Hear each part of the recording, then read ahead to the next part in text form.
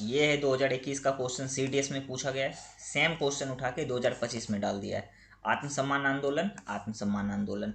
Next चलो, ये question 1997 में पूना पैक्ट। नेक्स्ट क्वेश्चन 2025 में सेम थीम उठा के 2025 में।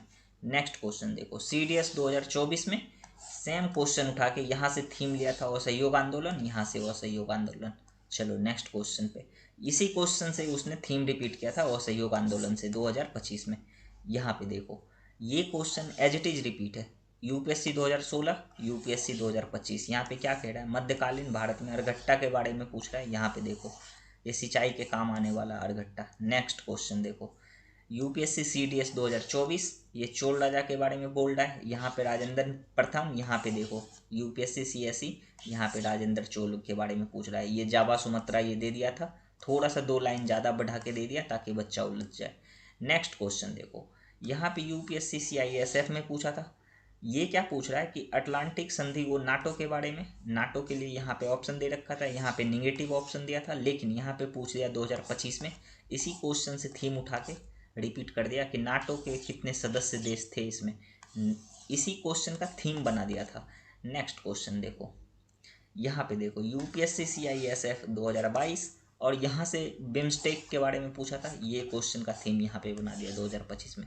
तो आप यहाँ से क्या समझ रहे हो, अगर आप यूपीएससी के पीवाईक्यू को सिर्फ करके चले जाओगे, यूपीएससी पीवाईक्यू। जय हिंद to everyone, welcome back to UPSC PYQ series. हम लोग इस सीरीज में यूपीएससी के 40,000 प्लस क्वेश्चन को देख रहे हैं, जिसमें कि यूपीएससी अपने वेरियस एग्जाम जैसे सीएसई, आईएएस का एग्जाम हो गया, सीडीएस, सीएपीएफ, एनडीए, जितने भी एग्जाम होते हैं उन सारे एग्जाम के सभी क्वेश्चन को ए टू जेड एनालिसिस करते हैं, प्लस उसके जितने भी ऑप्शन होते हैं जैसे ए बी सी डी, इन सभी को भी डिटेल से देखते हैं। और आप सभी को ये पीडीएफ अपने टेलीग्राम चैनल, जो मधुजीत आईएएस नाम से है, इस नाम से आपका टेलीग्राम चैनल है, यहाँ पे ये पीडीएफ आपको मिल जाता है। तो आप लोग एक पेन और पेपर निकाल लो, क्योंकि इस क्वेश्चन में क्वेश्चन नंबर जो भी बताएंगे उस क्वेश्चन में जो इम्पोर्टेंट चीज़ है, हम वो इम्पोर्टेंट चीज़ आपका शॉर्ट नोट बनवा के आपको लिखा देते हैं, ताकि जब आप पीवाईक्यू का रिवीजन करो तो आपके पास एक शॉर्ट नोट होनी चाहिए। पीवाईक्यू का एक शॉर्ट नोट होनी चाहिए जिसमें कि यूपीएससी के अलग अलग एग्जाम के सारे क्वेश्चन उसमें हो। और एक कॉपी तो ऐसा बना ही लो, क्योंकि मॉक टेस्ट लगाने से बेटर है कि आप पीवाईक्यू को लगाओ। अगर आप इस वाले सीरीज को फॉलो कर लोगे, क्वेश्चन नंबर 1 से 40,000 क्वेश्चन के सीरीज को फॉलो कर लोगे, तो आपका प्रीलिम्स पास होना 100% श्योर हो जाएगा। क्योंकि आप लोग ने देखे होंगे कितने सारे क्वेश्चन एज इट इज को यूपीएससी रिपीट कर देता है, और ये एक साल नहीं होता है, ये 2025 में भी हुआ है, 2024 में भी हुआ है, 2023 में भी हुआ है। जितने भी साल है ना यूपीएससी के एग्जामिनर उसी सारे क्वेश्चन को उठा के, जैसे 2025 में जो क्वेश्चन पूछा, अब इसी क्वेश्चन का उठा के किसी स्टेटमेंट को उठा के क्वेश्चन बना देगा, कहीं से ऑप्शन उठा के क्वेश्चन बना देगा। तो ये सब चीज जितने भी बच्चे हो आपको पता होगा कि हम इसको डिटेल से करवा रहे हैं। तो चलो क्वेश्चन शुरू करते हैं। और अभी चल रहा है यूपीएससी सीएसई 2024 का सेट ए। ये कोई बच्चा अगर जो निकाल रहे हो पीडीएफ तो ध्यान रखना, ये सेट ए चल रहा है अभी। अभी जैसे ही ये खत्म होगा, क्वेश्चन नंबर 50 तक तो हो रखा था। क्वेश्चन नंबर हम लोग ने 1 से 50 तक करवा रखा है। जो भी इसको नहीं देखे हो जाओ देखो प्ले लिस्ट में, सारा वीडियो पड़ा है। अभी क्वेश्चन शुरू करते हैं 51 से। तो देखो क्वेश्चन नंबर 51 क्या कह रहा है। और इस वाले सीरीज को ना शुरू करने से पहले एक बात ध्यान रखना आप लोग, कि इसमें से ना 2-3 क्वेश्चन यूपीएससी खुद ही ड्रॉप किया है। अगर देखोगे तो ये 2-3 क्वेश्चन जो है, ये 2-3 क्वेश्चन, एक तो क्वेश्चन नंबर आपका ये वाला हो गया 52, ये क्वेश्चन देखो, ये क्वेश्चन ड्रॉप किया हुआ है, और एक क्वेश्चन ये ड्रॉप किया हुआ है, और एक क्वेश्चन यहाँ पे ड्रॉप किया है। तो ये 2-3 क्वेश्चन ना यूपीएससी खुद ही ड्रॉप कर दिया। यहाँ पे देखो टोटल क्वेश्चन कितना 97 ही है।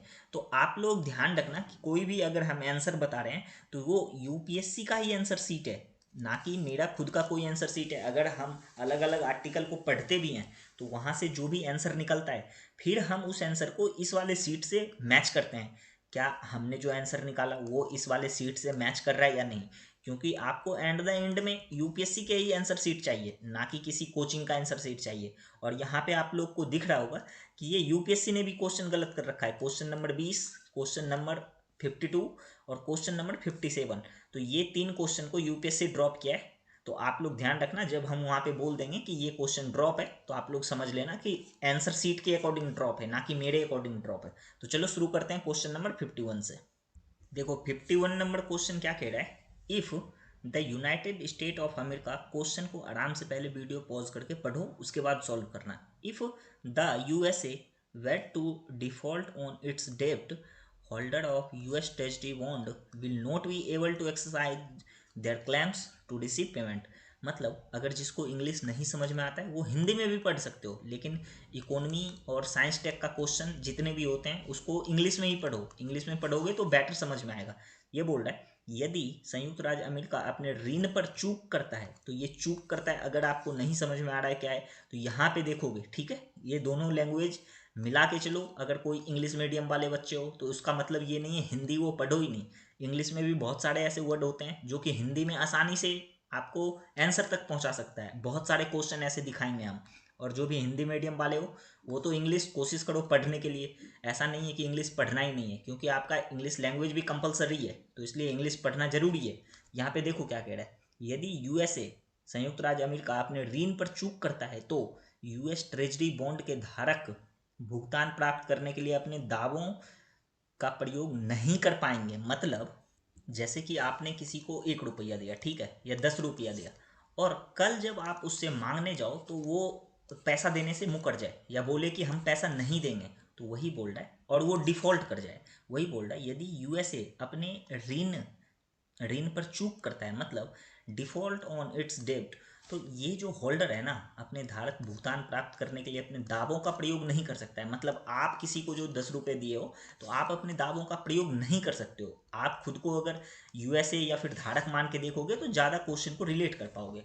तो इस वाले क्वेश्चन में ना अलग अलग जब हम इसका खोज कर रहे थे तो देखे कि अलग अलग इंस्टीट्यूट वाले यहाँ पे कभी वो बता रहे हैं, एक इंस्टीट्यूट का मैं नाम किसी का नहीं लूँगा, बहुत सारे कोचिंग वाले क्या करते हैं इसका बता रहे थे कि वो प्रयोग कर सकते हैं। यहाँ पे ये नहीं वाला ये कथन गलत कर रहे थे, लेकिन जब हमने यूपीएससी के आंसर सीट से मैच किया तो यूपीएससी अपने आंसर सीट में बता रहा है कि वो अपने दावे का प्रयोग नहीं कर सकते हैं। मतलब इस वाले कथन को उसने सही माना है, लेकिन अगेन मैं बोलूँगा यूपीएससी के क्वेश्चन को आंसर को ही सही मानो, और कोचिंग वाले इसको गलत माना है, कोचिंग वाला ये गलत माना है, लेकिन यूपीएससी इसको सही माना है। तो हम यूपीएससी के ही अकॉर्डिंग चलेंगे, ना कि किसी कोचिंग वाले के अकॉर्डिंग।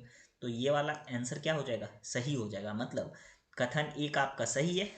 अभी समझ में आया ना कैसे दावा का प्रयोग करता है। अगर एक बार हम फिर से समझाना चाहें तो समझो, आप अगर किसी को 100 रुपये दिए हो और कल के डेट में या परसों 1 साल बाद आप उससे मांगने जाओ पैसा, ठीक है, या फिर कोई आपको ही पैसा दिया है 100 रुपया और 1 साल के बाद वो मांगने के लिए आए, तो वो अपने दावा जो आप कुछ तो दिए होंगे ना कि हाँ ये तुम्हारा प्रूफ है, तो वो अपना दावा का प्रयोग बोल रहा है कि नहीं कर सकता है 1 साल बाद। वही यहाँ पे कह रहा है अपने दावों का प्रयोग नहीं कर पाएंगे। यहाँ पे पढ़ो क्वेश्चन को कि ऋण चूक होने, यदि संयुक्त राज्य अमेरिका अपने ऋण पर चूक करता है तो यूएस ट्रेजरी बॉन्ड धारक के भुगतान प्राप्त करने के लिए अपने दावे का प्रयोग नहीं कर पाएंगे। तो बहुत सारे कोचिंग वाले इसको गलत बताए थे, लेकिन यूपीएससी इसको सही माना है, तो हम भी इसको क्या मानेंगे, सही मानेंगे। अब देखो नेक्स्ट ऑफ ये स्टेटमेंट क्या कह रहा है, यूएसए सरकार का ऋण कोई मूर्त मतलब हार्ड जिसको बोलते हैं, यूएस गवर्नमेंट डेब्ट is not backed by any hard asset. अब हार्ड एसेट और सॉफ्ट एसेट क्या है अभी बताते हैं। और फिर क्या बोल रहा है ये कि but only by the faith of government. देखो अगर आप कीवर्ड एनालिसिस करना सीख जाओगे, अगर कीवर्ड एनालिसिस सीख जाओगे ना तो बहुत सारे क्वेश्चन में आपको एज इट इज ऐसा हेल्प मिल जाएगा कि जो कि बहुत सारे बच्चे को पता भी नहीं होगा। और जो भी बच्चे, हम एक चीज़ बता रहे हैं कि जो इस सीरीज को नहीं देख रहे हो, जो मॉक टेस्ट के पीछे भाग रहे हो ना, वो अगेन फिर से प्रीलिम्स में नंबर कम आएंगे। और जो बच्चे मॉक टेस्ट नहीं करके पीवाईक्यू कर रहे हो, हम ये नहीं कह रहे हैं मॉक टेस्ट गलत है, लेकिन पहले पीवाईक्यू आपके हर एक क्वेश्चन जितना भी है ना आपके दिमाग में ही सेट होनी चाहिए। तो ये अगर कर लोगे ना, तो अगर कोई बच्चा 80 नंबर ला रहा है ना तो आप वहाँ पे 130 प्लस ही लाओगे, क्योंकि आपको सारे कीवर्ड सारे क्वेश्चन सब कुछ पता होगा। तो यहाँ पे हम कीवर्ड भी देखेंगे। कीवर्ड क्या कह रहा है देखो, यूएसए सरकार का ऋण कोई मूर्त हार्ड, अब यहाँ हिंदी में कलिस्ट आ रहा है तो इंग्लिश में पढ़ लेंगे, द यूएस गवर्नमेंट डेब्ट is not backed by any hard asset. अब यहाँ पे जैसे ही देखोगे एनी हार्ड एसेट के बारे में बोल रहा है और बोल रहा है but only by the faith of government. अब कितने गैस मास्टर ऐसे हैं वो बोलते हैं यहाँ पे ओनली आया काट दो इसको, ऐसा नहीं होता है। कितने ऐसे आपको यूट्यूब पे ही मिलेंगे, बोलेंगे यहाँ पे नन आ गया, यहाँ पे ऑल आ गया, ओनली आ गया तो उसको कट कर दो, ये सही है, ये गलत नहीं है। यहाँ पे बोल रहा है केवल सरकार के विश्वास से समर्थित होता है। गवर्नमेंट किसी भी देश का जो होता है, तो अगर हम आरबीआई को ही देखेंगे, आप देखोगे इकोनॉमी जब पढ़ोगे तो एक होता है गोल्ड सोवरेन बॉन्ड, तो वो गवर्नमेंट और आरबीआई के द्वारा क्या होता है, समर्थित होता है। तो वही बोल रहा है कि सरकार का ऋण कोई हार्ड संपत्ति द्वारा यहाँ पे बोल रहा है समर्थित नहीं होता है, बल्कि केवल विश्वास से समर्थित होता है। तो ये क्या होगा, सही होगा, ठीक है। तो इसका दोनों कथन सही होगा, लेकिन बहुत सारे कोचिंग वाले इसको गलत माना है और इसको सही माना है, इसको गलत माना है, इसको सही माना है। लेकिन अगेन वही वाली बात जो पहले बताए थे, हम चल रहे हैं यूपीएससी के अनुसार, तो इसका कथन ये क्या हो जाएगा, ए हो जाएगा, ठीक है। चलो नेक्स्ट क्वेश्चन पे चलते हैं। आपको समझ में आ गया होगा कि इस क्वेश्चन के पीछे कॉन्सेप्ट क्या था, और जो भी इकोनॉमी नहीं पढ़े हो इकोनॉमी पढ़ो पहले, उसके बाद ये सारे कथन सही होंगे। और पढ़ते भी जाओ, जो भी सब्जेक्ट पढ़ रहे हो, अगर आप इकोनॉमी पढ़ रहे हो इकोनॉमी पढ़ो, पीवाईक्यू लगाओ, आधे एक घंटे का तो लेक्चर ही होता है, मुश्किल से हम 20 मिनट का ही लेक्चर 20-25 मिनट का रखते हैं। और बहुत सारे कमेंट ऐसे आए थे कि लेक्चर का वो लंबाई बढ़ाओ, तो बढ़ा देंगे, लेक्चर का लंबाई बढ़ाने में कोई दिक्कत नहीं है, हम इस वाले लेक्चर का ही लंबाई बढ़ा देंगे, आप लोग टेंशन मत लो, बस पढ़ाई करते रहो। अब देखो नेक्स्ट क्वेश्चन क्या कह रहा है, नेक्स्ट क्वेश्चन कह रहा है कंसीडर द फॉलोइंग स्टेटमेंट, मतलब निम्नलिखित कथनों पर विचार कीजिए। और ये बोल रहा है सामूहिक उधार बहु उधारकर्ता के मध्य उधारकर्ता के चूक मतलब डिफॉल्ट का जोखिम को क्या करता है, बढ़ाता है। और इंग्लिश में बोल रहा है syndicate lending separate the risk of borrower default across multiple lenders. मतलब पहले तो यही समझो कि सामूहिक उधार है क्या। आप लोग देखे होंगे कि ग्रामीण गांव में जब जाओगे ना तो वहाँ पे देखोगे एक स्वयं सहायता समूह वाला सिस्टम, तो वो लोग क्या करते हैं आपस में ग्रुप बना के क्या करते हैं, उधार ले लेते हैं।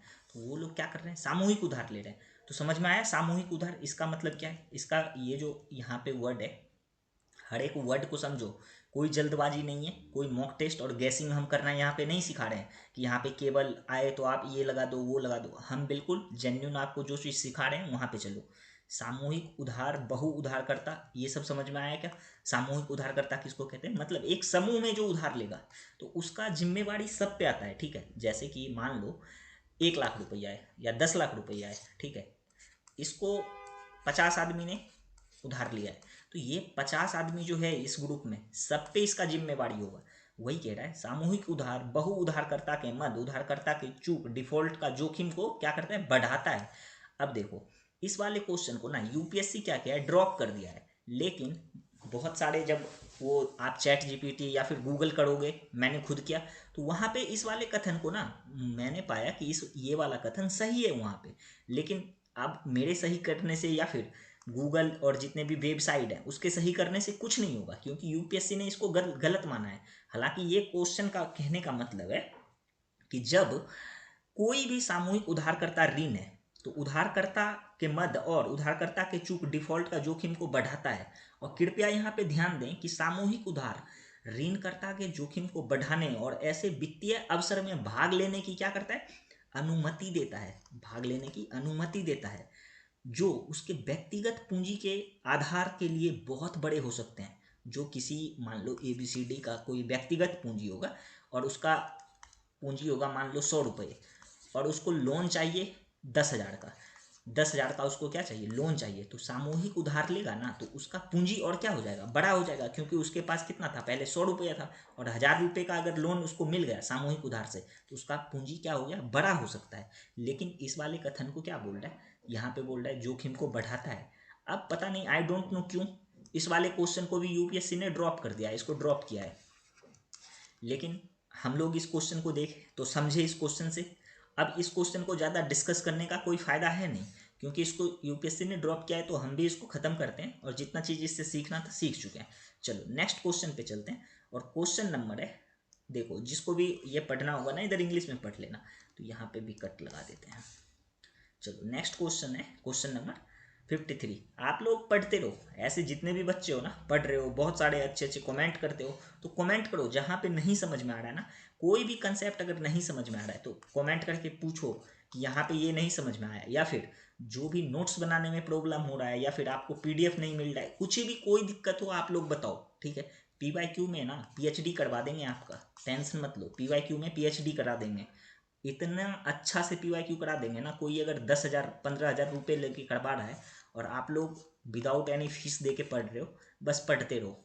आई प्रोमिस टू यू, हम एक भी लेक्चर को मिस नहीं करेंगे, और मेरे पास जितना नॉलेज है, जितना हमने खोजा है, अगर आप ये सब ऑप्शन को खुद से खोजोगे, खुद से चैट जीपीटी गूगल का सहारा लोगे, तो बहुत टाइम लगेगा और आपको पता भी नहीं होगा कि क्या लिखना है इसमें, नहीं लिखना है। तो वो सब काम आसान कर देते हैं, ये सारा काम हम आसान कर देते हैं आपका, तो इसलिए पढ़ाई करते रहो।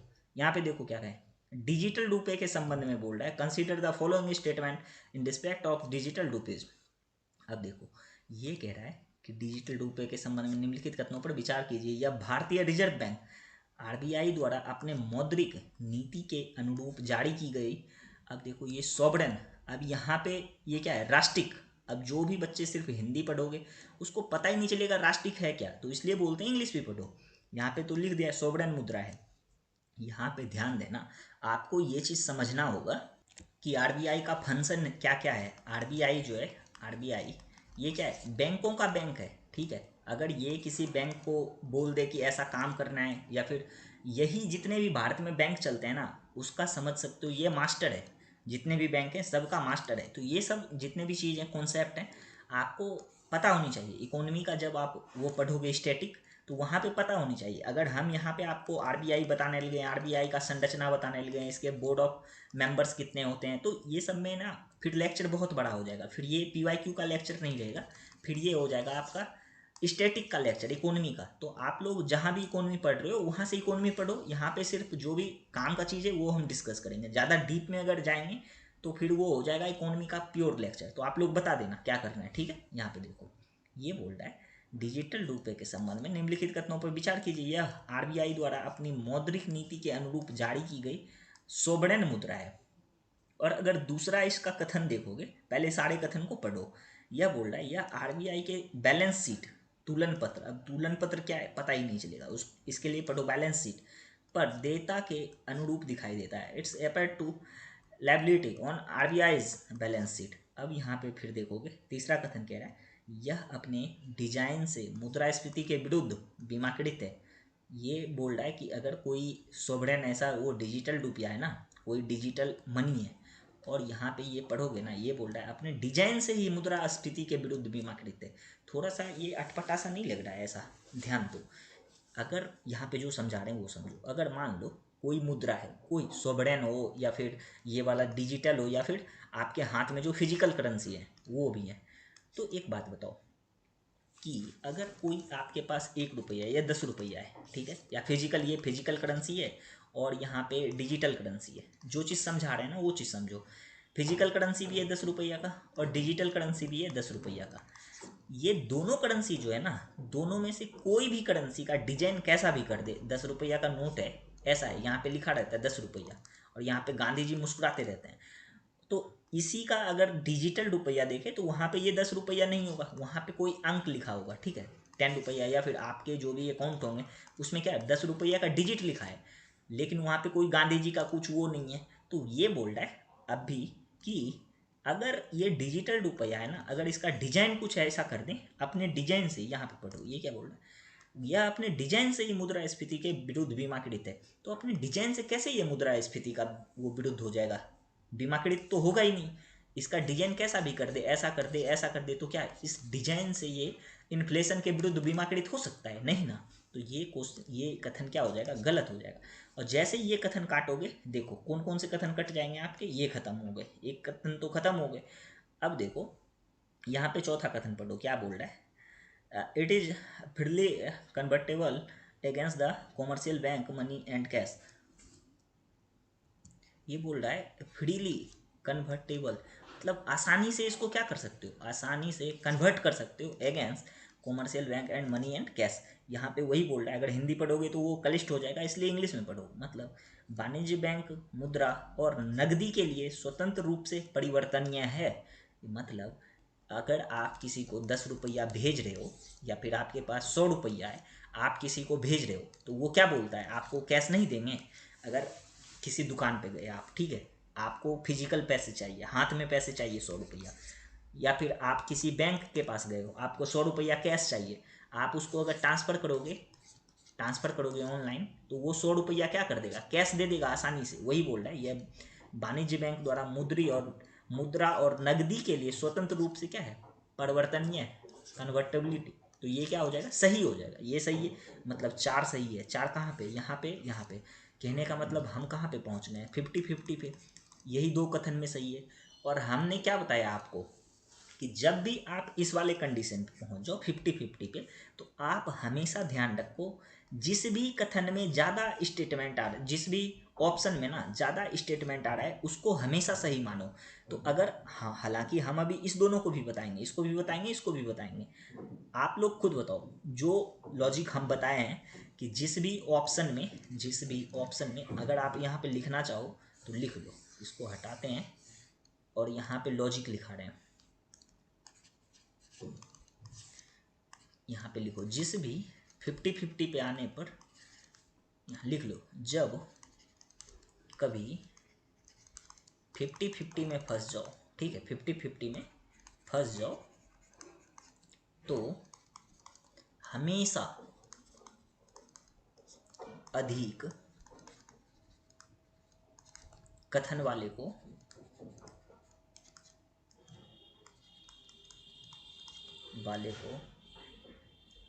कथन वाले विकल्प लिख लो,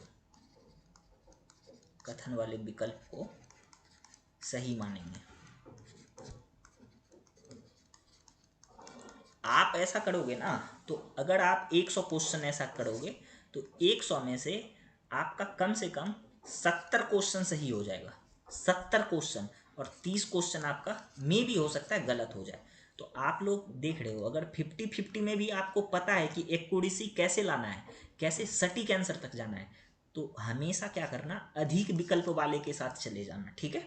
ये लॉजिक है। जब आप 40,000 क्वेश्चन लगाओगे ना, तब ये सारे लॉजिक आपका क्लियर हो जाएगा कि 50-50 में फंसेंगे तो क्या करेंगे।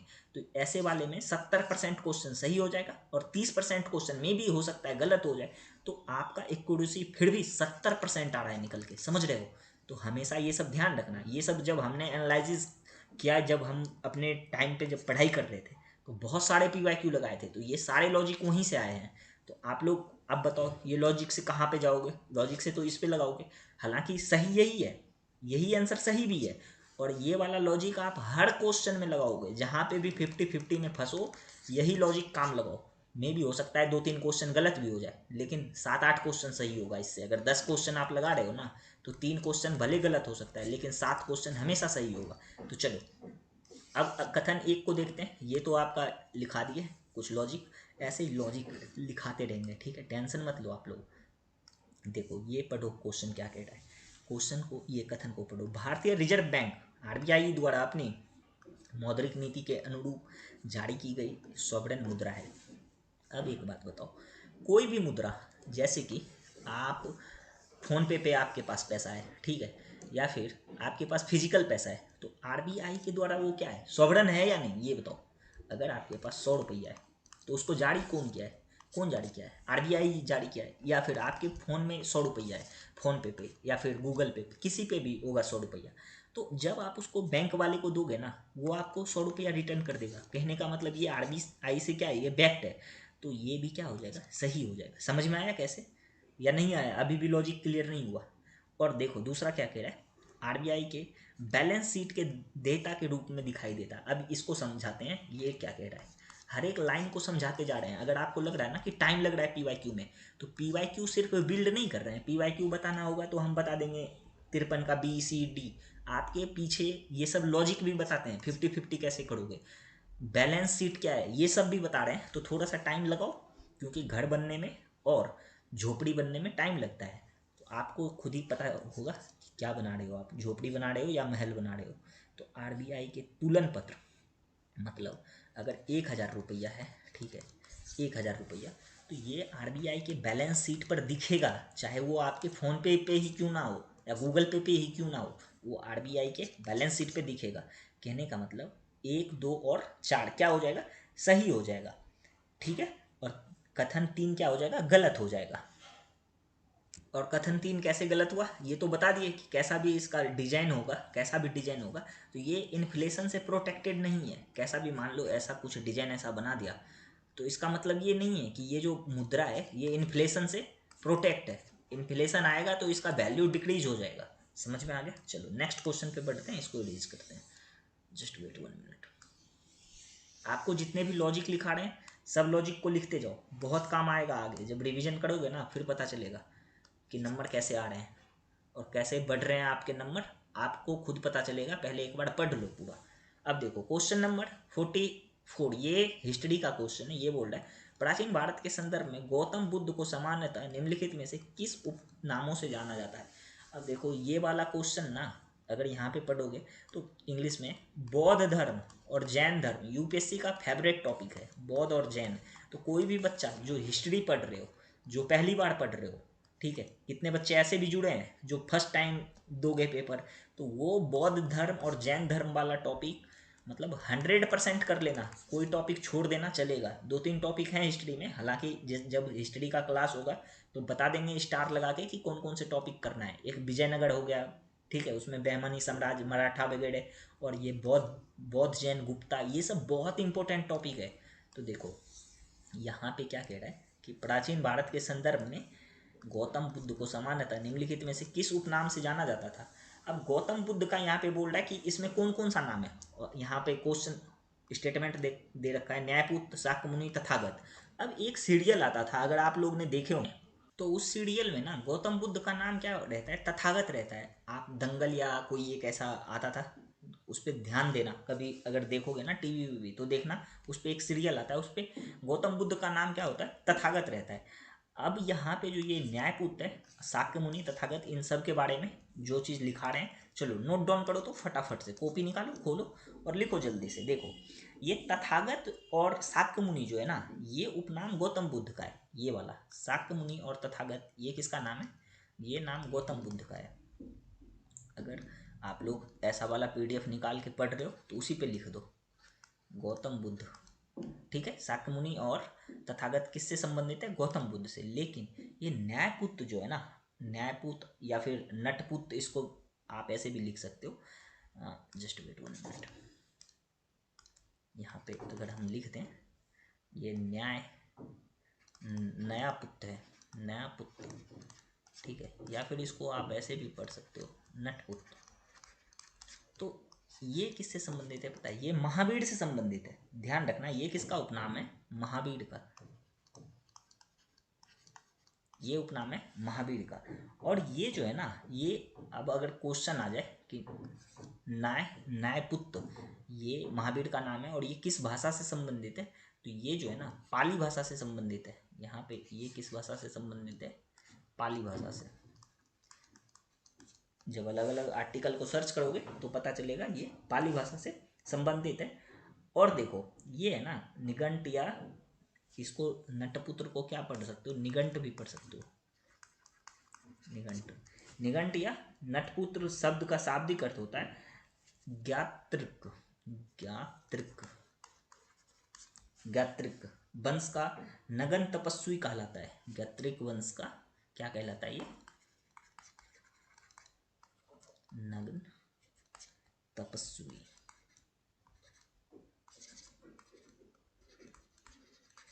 अब समझ में आया न्यायपुत्र और या फिर नटपुत्र है क्या। ये ज्ञात्रिक वंश का क्या है, नग्न तपस्वी को ही न्यायपुत्र या फिर नटपुत्र कहते हैं। और ये भाषा कहाँ से लिया गया है, ये पाली भाषा से लिया गया है।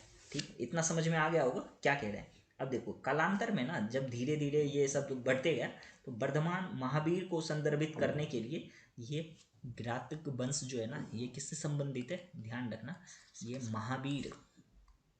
महावीर से ये क्या होने लगा, संबंधित था ये वंश महावीर से। आप जब वो पढ़ोगे बौद्ध जैन तब समझ में आएगा हम ये क्या बता रहे हैं। आप लोग जो स्टैटिक पढ़ रहे होंगे उसको पता होगा।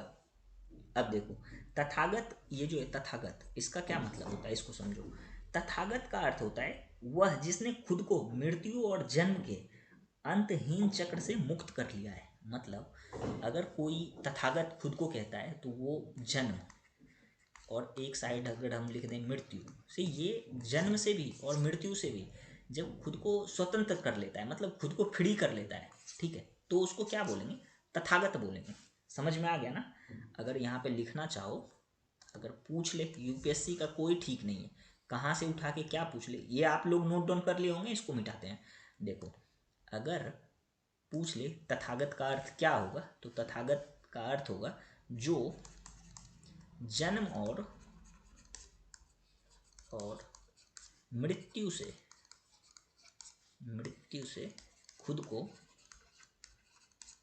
आजाद या स्वतंत्र कर ले, खुद को क्या कर ले, स्वतंत्र कर ले। तो तथागत का मतलब ये हो जाएगा, ठीक है। अब क्वेश्चन कैसे पूछ सकता है यूपीएससी, क्वेश्चन ऐसा नहीं देगा तथागत का मतलब ये बताओ, ये बोलेगा कि ये जो लाइन है, ये जो पैराग्राफ है, ये किस धर्म से संबंधित है। ये बोलेगा ये जो पैराग्राफ है, अभी जब 2023 का क्वेश्चन करवाएंगे तो वहाँ पे देखना, वहाँ पे क्वेश्चन पूछा है वो कौन सा धर्म है जो बोलता है कि पत्थर में भी जीव है और कीड़े मकोड़े, मतलब जितने भी निर्जीव चीज़ है उसमें भी जीव है। तो वो कथन था जैन धर्म से संबंधित। तो ऐसे ही जब ये वाला पढ़ोगे ना, तो कभी ध्यान में रखना कि ये किससे संबंधित है, ये बौद्ध धर्म से संबंधित है। ऐसा पूछ ले, जो जन्म और मृत्यु से खुद को स्वतंत्र कर ले उसको क्या कहेंगे, तथागत कहेंगे। और तथागत है किससे संबंधित, ये गौतम बुद्ध का नाम है, ये बौद्ध धर्म से संबंधित है। उम्मीद है इतना नोट डाउन कर चुके होंगे आप लोग, ठीक है। चलो आगे बढ़े, यहाँ पे यही इंग्लिश में भी है, और चलो इंग्लिश हिंदी दोनों जितने भी बालक हो सब पढ़ते जाओ। चलो इसको इरेज करते हैं, नेक्स्ट क्वेश्चन देखते हैं, क्वेश्चन नंबर 55 में क्या कह रहा है। अच्छा, यहाँ पे ये पुरातात्विक स्थल दे रखा है, ये राज्य दे रखा है और विवरण दे रखा है। मतलब तीन तीन पेड़ को बोल रहा है कि मैच करो, तीनों में से यहाँ पे इसको मतलब ये अगर यहाँ पे है तो इसका मतलब क्या, ये चंद्रकेतुगढ़ व्यापार बंदरगाह है या नहीं, ये सब कुछ देखते हैं। चलो यहाँ पे पहले पढ़ो, ये क्या कह रहा है, चंद्रकेतुगढ़। देखो ये चंद्रकेतुगढ़ जो है ना, यहाँ पे क्या दे रखा है, उड़ीसा दे रखा है। ये उड़ीसा से संबंधित नहीं है। अगर यहाँ पे हम लिख दें ये, चलो इधर ही लिख देते हैं, पश्चिम बंगाल से ये संबंधित है। ये किससे संबंधित है, पश्चिम बंगाल से, ठीक है। अब पश्चिम बंगाल में भी ना ये उत्तर 24 परगना है, वहाँ से संबंधित है। तो यहाँ पे स्टार बना के लिख लो चंद्रकेतुगढ़, चंद्रकेतुगढ़, ठीक है, ऐसे बना लो। और इससे रिगार्डिंग जितने भी स्टेटमेंट या कथन आ सकते हैं यूपीएससी में, सबको यहीं पे देख लेंगे। यह है किससे संबंधित, तो ये गुप्त युग से संबंधित है, गुप्त युग से। अब यूपीएससी कभी हो सकता है उसका दिमाग फिर जाए, फिर वो बोल दे कि ये गुप्त नहीं, किसी और वो महाराजा का या फिर शासन का नाम दे दे। ये किससे संबंधित है, गुप्त युग से। अब देखो ये है क्या, ये एक व्यापार बंदरगाह है, ये तो सही है, ये महत्वपूर्ण क्या है, महत्वपूर्ण व्यापार बंदरगाह है। आप लोग ऐसे ही लिखोगे जैसे हम लिख रहे हैं, महत्वपूर्ण व्यापार बंदरगाह है। और ये स्थित कहाँ है, ऐसे स्थित लिख के ऐसे बना दो, स्थित है ये 24 परगना जो है ना पश्चिम बंगाल का,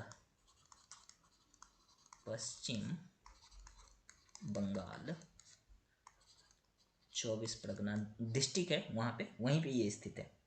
अब इतना अगर लिख लोगे तो आपका नोट हो गया ये चंद्रकेतुगढ़ से कंप्लीट। इतना ही लिखना है, ज़्यादा नहीं लिखना है।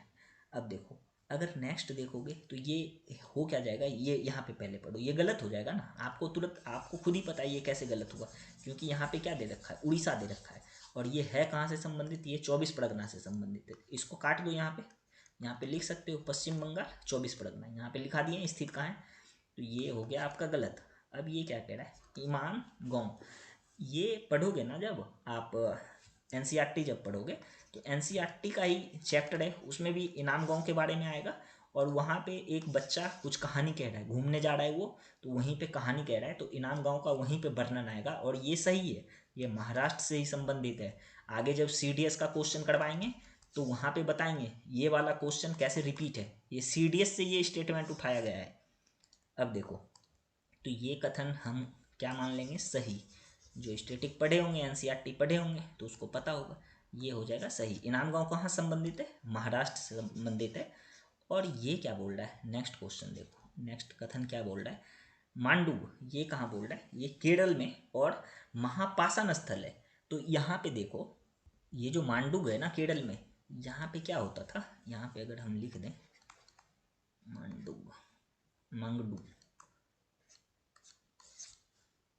मंगडू, ये केरल में, यहाँ पे क्या करता था ये, पहला तो स्थित किधर है, केरल में, ये तो लिख ही लो, स्थित कहाँ है, मंगडू कहाँ पे स्थित है, केरल।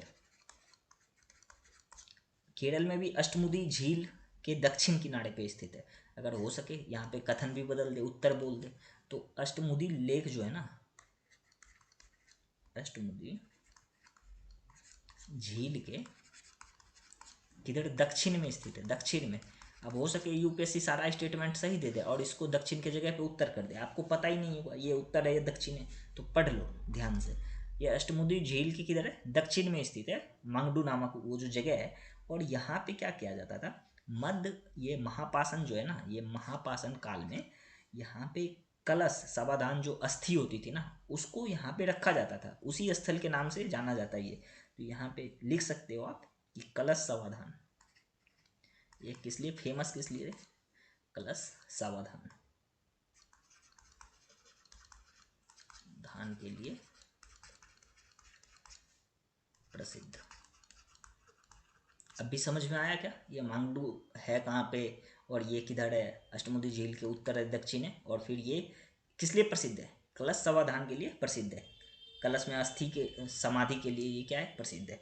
तो ये वाला कथन क्या हो जाएगा, आपका सही हो जाएगा।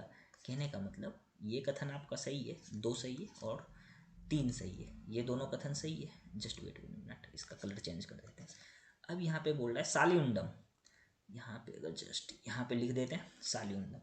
अब देखो सालिहुंदम है कहाँ पे, सालिहुंदम है आंध्र प्रदेश में। यहाँ तक तो ये सही दे रहा है, मतलब जिस भी बच्चे को ये पता होगा कि सालिहुंदम आंध्र प्रदेश में, तो वो सही कर देगा। और लेकिन उसके बाद ये क्या कह रहा है कि यहाँ शैल गुफाकृत मंदिर पाए गए हैं, लेकिन यहाँ पे ये जो सालिहुंदम है, यहाँ पे कोई मंदिर नहीं पाया गया है। ये रॉक कट जो बोल रहा है, रॉक कट के बाला ऐसा कोई मंदिर नहीं है, यहाँ पे बौद्ध का स्तूप है।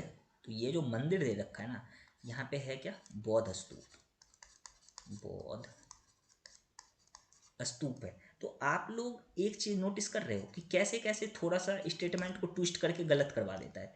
तो अब यहाँ से ध्यान क्या रखना है आपको, आपको ध्यान रखना है कि सालिहुंदम जो है, सालिहुंदम किस चीज से संबंधित है, तो बौद्ध धर्म से, बौद्ध धर्म से। और ये है कहाँ पे, आंध्र प्रदेश में। तो कहने का मतलब ये वाला कथन भी आपका क्या हो जाएगा, गलत हो जाएगा। तो इसमें सही है कौन, 2 3। तो इस वाले कथन से हम लोग कितना चीज़ सीखे हैं, इस एक स्टेटमेंट वाले ये यहाँ पे जो दे रखा था, यहाँ से बहुत कुछ सीखने के लिए मिला। तो आप लोग अगर ये सारी चीज़ को फॉलो करोगे तब पता चलेगा कि आप लोग कितने डीप में रिसर्च करके और वेल रिसर्च्ड, ठीक है, आप लोग पढ़ रहे हो, जिसको कहते हैं ना वेल रिसर्च, वो पढ़ाई कर रहे हो। ऐसा नहीं है कि हवा हवाई में कुछ आके बता रहे हैं और अपने मन से कुछ स्टेटमेंट दे रहे हैं, कथन दे रहे हैं। सारे कथन जितने भी यहाँ पे खोजे गए हैं सब ChatGPT, और जितने भी आर्टिकल हैं, जितने भी गूगल करने के बाद जब आप गूगल करोगे तो आर्टिकल आते हैं ऐसे ऐसे, उस आर्टिकल को भी पढ़ना होता है। और उसमें से जो काम का चीज़ लगता है, मुझे जो लगता है ये आ सकता है UPSC में, उसी कथन को, सारे कथन का मैंने पहले ही आपके लिए नोट्स बना रखा था, ठीक है, जो कि हम खुद भी पढ़े थे अपने टाइम पे। और अब अभी जो ऑफलाइन वाला सेंटर है, ऑफलाइन वाले सेंटर पे भी ये सब चलता है। और बहुत सारे बच्चे ऐसे हैं जो कि इस बार 2025 का मेंस लिख रहा है, अगर उन सारे बच्चे का मेंस क्लियर हो जाएगा तो सभी बच्चे को इसी चैनल पे लाएंगे और उन सभी बच्चे से आप लोग जितना पढ़ रहे हो सबसे मुलाकात करवाएंगे। और फिर वो खुद जब बताएगा ना आपको कि PYQ उसके लाइफ में कितना इंपॉर्टेंट रखा, तब आपको समझ में आएगा कि सर सही बोल रहा है।